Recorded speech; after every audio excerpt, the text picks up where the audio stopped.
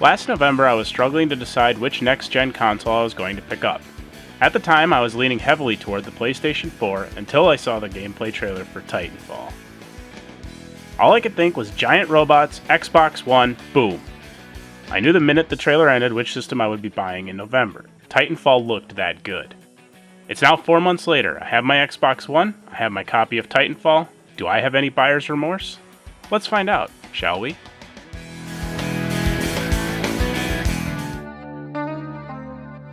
Let's get some housekeeping out of the way right now. Titanfall plays similar to any number of Battlefields, Call of Duties, or Halos. Titanfall plays like virtually all first-person shooters, but it's not the same. Not even close. Titanfall incorporates most of the features you have come to expect from a first-person shooter. More weapons than Halo, but not as many as Battlefield 3, multiple loadout configurations for each of the 17 weapons in the game, XP-based leveling, multiple game modes, and more challenges than you can imagine. Standard fare, and where the similarities end. Think vertically. This is the biggest piece of advice I would give to anyone interested in playing Titanfall. Think vertically. The first departure from the well-worn path comes in the ability to move through the game environment using jet-assisted leaps and wall runs that are reminiscent of parkour. If you aren't comfortable with the new mechanics, flat out hauling ass across the battlefield works too, but it's nowhere near as fun. You choose how you want to move through the 15 maps that are included in the game and how much flair you choose to do it with. The biggest difference in Titanfall is right in the name. Titans are a game changer and where this game shines. Titans are fast, responsive, and function as an extension to your pilot's abilities, the way piloting a robot should be. Each chassis represents a different tactical philosophy. The Atlas is a solid all-around unit, a good balance of speed and armor. The Strider relies on speed and light armor to get you across the battlefield in a hurry. The Ogre is the heavy assault unit that trades speed for more armor. Regardless of which Titan you choose, they are fun to maneuver around the map. Customization has become something of a mainstay in shooters, and Titanfall provides quite a bit of latitude when it comes to this feature. When creating your pilot, you select a primary weapon, an anti-Titan weapon, a sidearm, a tactical ability, grenades or other explosives, 2 tiers of combat kits, and your gender. Initially, you are permitted 3 customizable pilots with 2 more slots unlocked as you progress through the game's challenges. This allows you to design different pilot configurations, allowing you to switch loadouts for any given match or round. As your pilot levels up, you will unlock additional weapons, tactical items, and ordnance. Similar to the pilot, you are able to save multiple configurations of Titan. Although each Titan is different, they all consist of the same core features: a primary weapon, a tactical ability, a secondary ordnance, and 2 tiers of tactical items to aid in your conquest of the battlefield. The final gameplay element to talk about are burn cards. Burn cards are buffs for your pilot or Titan you can select to give you an advantage in a given round.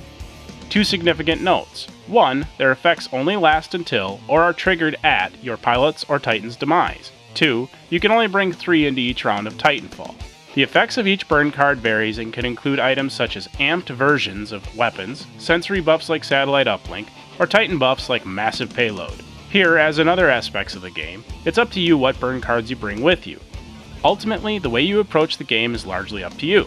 There is no single right way to customize your pilot in Titan. The game is pretty well balanced, and that's a good thing. Figure out the playstyle that suits you and have fun. Titanfall's gameplay is top-notch, snagging a score of 25 out of 25.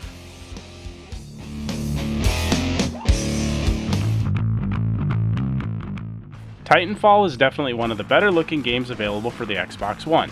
Smoke effects and draw distances are amazing, as are lighting effects and color scheme. Being able to attack an opponent's Titan from long range is one of the more satisfying feats in the game.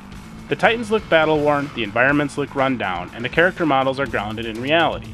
A futuristic reality, but reality nonetheless. The little things, like AI workers continuing to work despite the battle raging around them. The big things, like extreme elevation changes in Boneyard or Derelict. Everything blends together in an excellent balance of artistry, functionality, and practicality. It never gets old watching your Titan drop in from orbit and crash to Earth in an explosion of dust and shielding. Titanfall may be amazing visually, but that's not to say it doesn't have a few rough edges that need to be buffed out. Players still occasionally get hung up on or stuck in terrain, and tearing does occur. Compared to other titles such as Battlefield 3, these issues are hardly deal breakers. I've only been caught on terrain once and have yet to experience any tearing. Titanfall looks great, not much else to say other than that it scores a 24 out of 25.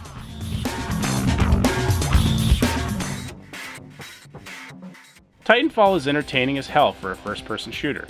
It has managed to incorporate standard features of shooters and introduce some exciting new game mechanics to create a new experience, and that's hard to do these days. There is something in Titanfall for almost everyone. There are 6 game modes to choose from: Attrition, Last Titan Standing, Hardpoint Domination, Capture the Flag, Pilot Hunter, and Variety Mode. Each mode offers different ways to play and win, and each has their own strengths and weaknesses. The names of each mode are pretty self-explanatory, so I only want to focus on one other element here. Despite all of the good things going on with Titanfall, there is still one big flaw. There is no dedicated single-player campaign. For me, it didn't matter. Give me a strategic game mode like Hardpoint Domination and I'm happy. As long as I feel as though I'm contributing to my team, you'll get no complaints from me. For some of my friends who like first-person shooters, but not the competitiveness of online play, the lack of a single-player campaign is reason enough to pass over this title. The multiplayer campaign you play through is geared heavily towards attrition, a slightly different take of team deathmatch, and the overall story lacks cohesion. The NPCs are little more than voices in your ears telling you to get moving, or defend that hardpoint, which is often more of a distraction than anything else. Titanfall would have benefited from a dedicated storyline, but Respawn chose to go in a different direction. Fortunately, Titanfall is still a great way to kill an afternoon or an evening. The score for fun factor suffers a little and lands at 20 out of 25.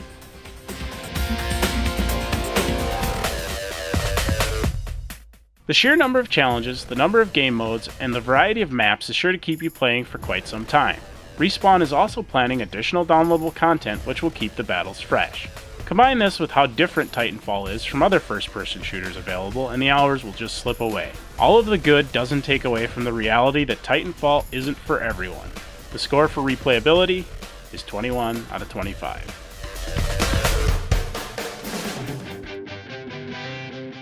There is a lot to like in Titanfall if you are a fan of first-person shooters and multiplayer battles, but nothing for someone who wants to enjoy an engrossing story of two sides in an escalating battle for limited resources.